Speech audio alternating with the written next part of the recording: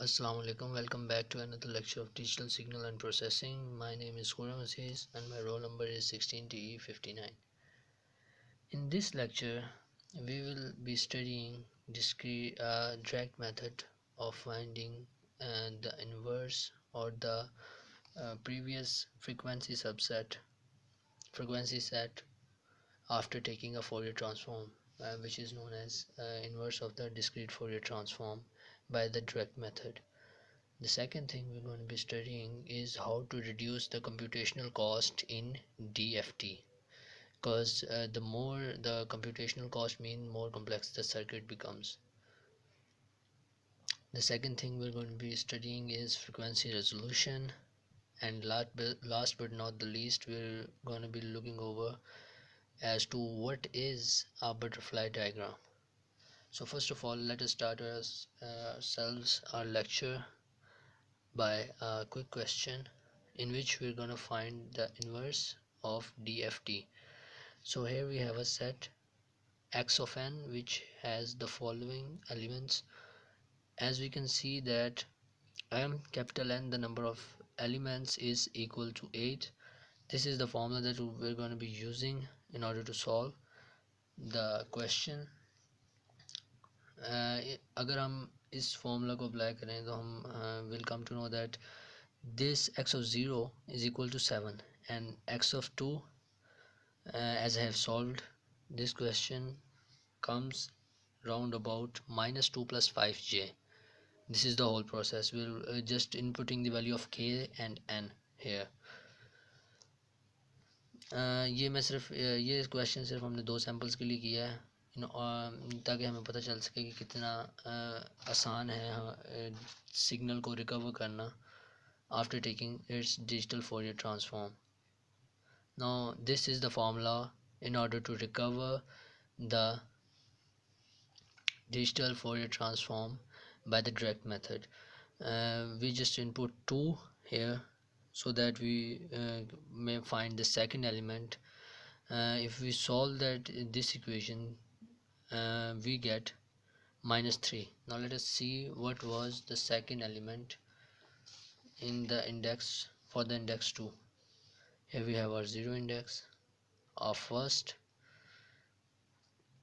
and here we have our second. So we can see that it was plus 3. So how did we solve it? We solved it by using these maps right here. These are the ones by which we can calculate which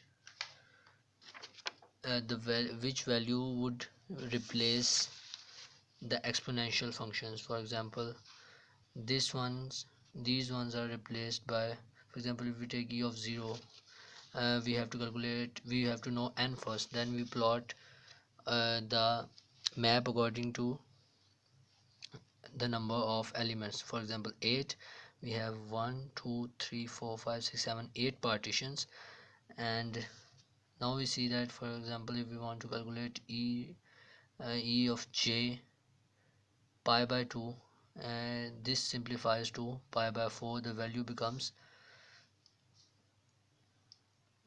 pi by 4. Here we have our 4, then the value of this will be minus 1. So if we tally the values, this comes out to be plus 3, which is the same number for the index 2 right here. Now the second thing that we want to see is the frequency resolution. So what is frequency resolution? Frequency resolution is the distance in hertz between two adjacent data point in digital Fourier transform. The frequency resolution in a DTF is basically defined as the distance between two adjacent data points. So here we have a small example. This is the formula, by the way, of calculating the frequency resolution. Here we have f of s for time n is equal to 3 and capital N, the number of element, is 4. So when we solve it, we have to find the for time, or we have to find the time for n is equal to 3 and we have to find the sampling period when the resolution is 10 and the elements are 4. So for going with the first part, we have 3 multiplying by the inverse of sampling period, inverse of frequency, sampling frequency, which is 0.1, and we have 0.3 second right here. And if we want to calculate the frequency resolution, we have to divide the sampling frequency with the number of elements. We have 2.5 Hertz. This is the distance between the adjacent point in a DTF. Now, what are the drawbacks of DTF? Although DTF is very much helpful, but it is not applicable. The reason is that it is too complex to apply in higher in dataset which consists of high number of elements. Now we see that it is very complex as the sampler increases, requires large scale computations. For example, if we want to compute 8-point DFT, the multiplication cost is n square. So 8 point means 8 squares 64s, and addition cost will be n into n minus 1, which is 8 into 7 56. For 4 point we have 16 and additional cost is 12. Now these are very low values and low level data sets. If we are talking about hundreds of data sets and data set which contain hundreds of elements, then it is very difficult for TTF to perform its functions. So what we do, we reduce its computational cost, and the process is known as FFT, fast Fourier transform. So in FFT, for example, if we take a 4-point DTF, we will decompose it into 2-point DTF, which is decomposing it into even and odd, and in the end we add them up for the final values by using this formula right here. Now there is a bit of change. We consider this formula x of n into w of n and k into k of n, where wn of k of n is e raised to power minus j 2 pi by n. Now if we take a simple example, let us take a set. This is I'm taking a simple example so that you may understand it quite easily. Here we have 1 2 3 and 4. These are the places, the indexes that they hold. Now if we divide it into even and odd, we can see that we can see that 1 and 3 are the evens and 2 and 4 are the odds. So we write them down like this: even 2-point DTF, we apply 2-point DTF. I'll tell you how we reduce the computational cost later, but first of all we solve this question. Now if we take a closer look, when we calculate e of 0, it comes out to be e of x of 0. When n is equal to 0, e is equal to 0, and both of the e's are 0, which means both in this formula, if we put n is equal to 0, this n, then we have 0 0. We see the value right here. W of 0 is equal to 1. We input 1, and e of 0 is 1.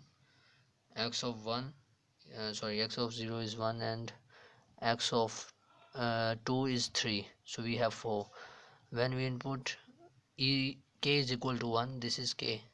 When we input k is equal to 1, then we have here n is equal to 0, so this whole term gets 0. We have w2 of 0. Then we have x of 1, which is in this case x of 1, which is 3. So when we input the values, we get minus 2. This is we add this to the negative version because of the minus 1 right here, w of 1, so we get minus 3.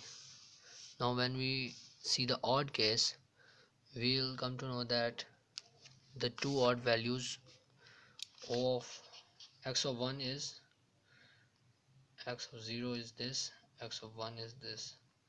Similarly for the above, x of 0 was this, x of 1 is this. Now when we solve them, we get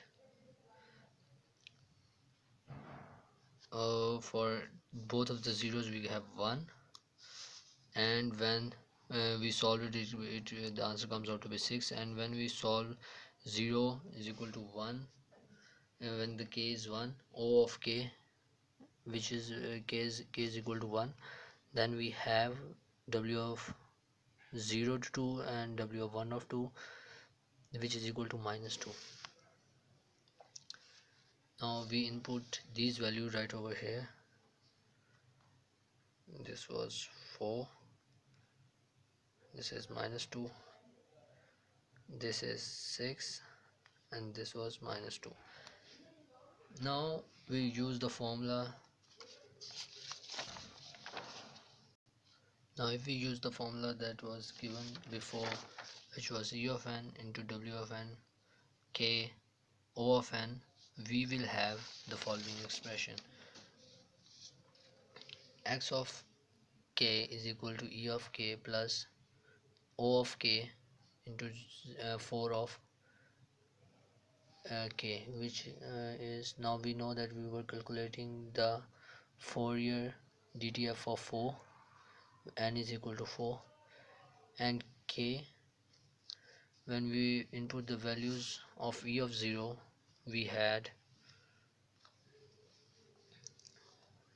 E of 0 is equal to 4, and this we had 6 into W of 0 of 4.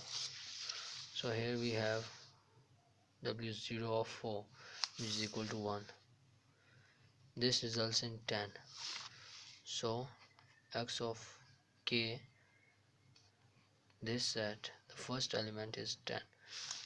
Now the next one is E of 1, which was -2 plus -2, and W of 1 of 4, which was equal to -j. So inputting -j, we have -2 minus plus 2j here. So the next one is -2 plus 2j here. So this E of 0, we have 4 plus 6 into 2 of 4, which is -1. We'll put -1 here, we'll get -2, this is -2, and for E of 1 we had -2 plus O of 1, which is -2 into 3 of 4, which is plus j. Now if we input the value, we get j -2 minus 2j, which is the conjugate of this one, which is our resultant set, -2j. Now what we have done here, that we have reduced the computational cost. You might ask how. Now the original cost, if we had done the DFT by the conventional method, we would had the multiplication cost n square, which was n was over n was equal to 4, so we had 16. So we had done it by dividing it into into a pair of 2 DFTs. Now, and we did a bunch of 4 addition more. So for multiplication cost, we have